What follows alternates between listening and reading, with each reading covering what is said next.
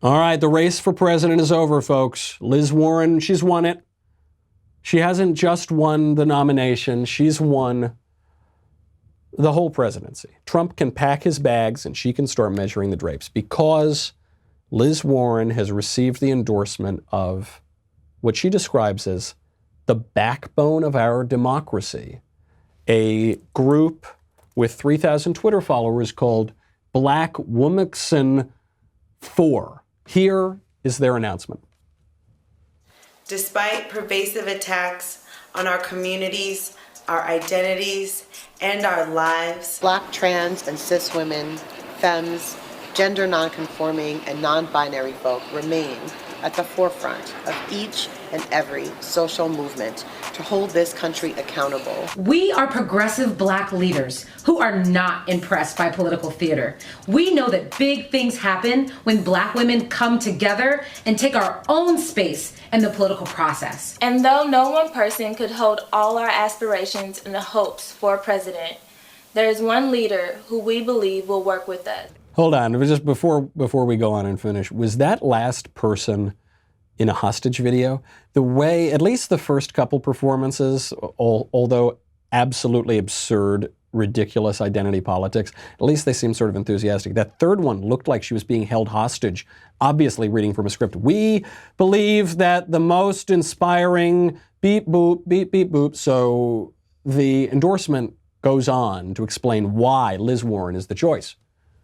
that candidate is Senator Elizabeth Warren. She has a track record of taking on the predatory policies that harm our communities. We've come together as a collective voice, and we hope to encourage others, especially Black women and gender nonconforming folks, to join us. We are all in for Warren. And if you are too, go to blackwoman4.org, sign the endorsement statement, and join us. There it is. There it is. The election's over. Who are the Black women, the Womackson? It's just a Twitter account. It just has 3,000 followers. It's not a lot of followers in terms of political accounts.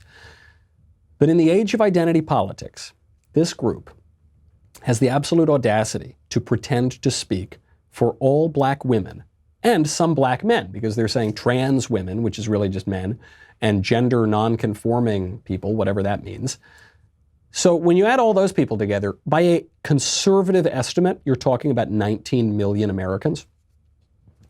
And you've got a Twitter account of 3,000 people claiming to speak for them, Black women, and Elizabeth Warren was happy to take it and go along with the pretense. By the way, Elizabeth Warren has very, very little Black support. When you just look at the polling numbers, she's not doing that well. She's not as bad as Bernie, but Joe Biden has much, much higher levels of Black support. So Elizabeth Warren goes to this one identity politics group, and they say, oh no, the Black women actually were for Elizabeth Warren now, and she plays along with it because it's politically advantageous to her. Elizabeth Warren tweeted out, quote, "Thank you, Black Womackson, for Black, trans, and cis women, gender non-conforming and non-binary people are the backbone of our democracy. And I don't take this endorsement lightly.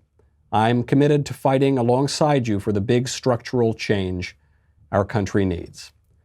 Black, trans, and cis women, gender non-conforming and non-binary people are the backbone of our democracy." You might be surprised to hear that if you're an Hispanic woman.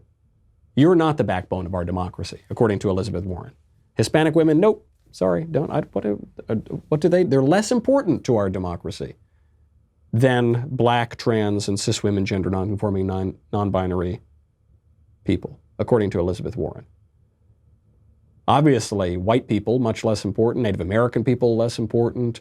Black men, according to Elizabeth Warren, less important to our democracy than Black, trans, and cis women, gender non-conforming, and non-binary people.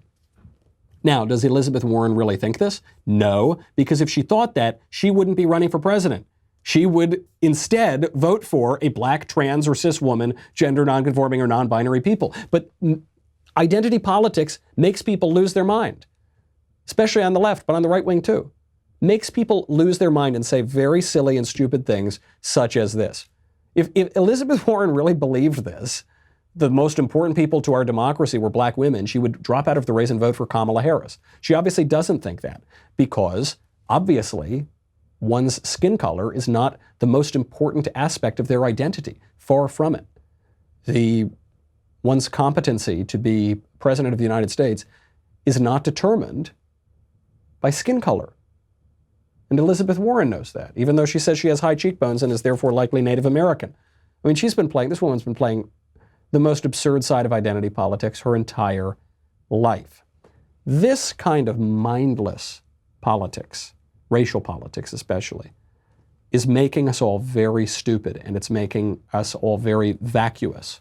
What it is doing is removing the contemplative and reasonable aspect from politics, and it is just leaving us with interests and sentiment.